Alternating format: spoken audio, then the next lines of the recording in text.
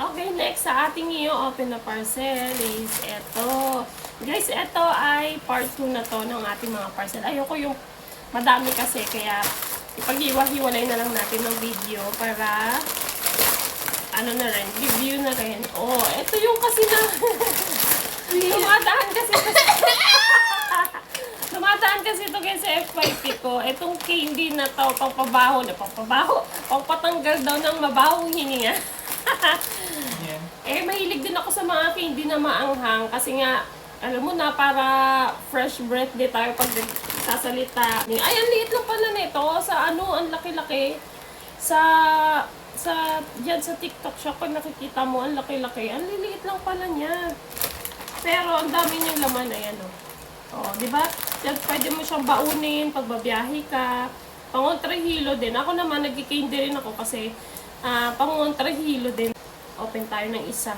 Ang hirap naman i-open ito. Ang liit-liit. Akala ko yung candy na ano. Snack na nakalagay. Ayan siya, oh. Ayan, sobrang liit. Ha? Oo nga.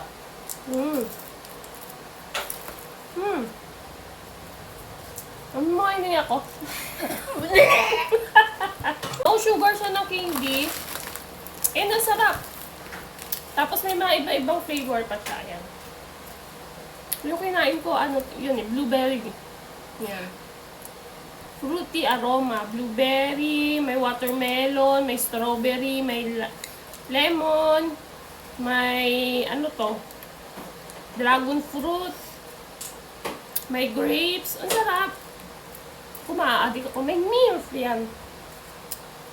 Tapos meron pang ano to? Peach. Yan. Iba-iba. Ang dami. So, ito guys, marami. Eh, kung gusto niyo rin mag-purchase na ito, syempre ilalagay ko dyan sa akin yellow basket. Ang sarap!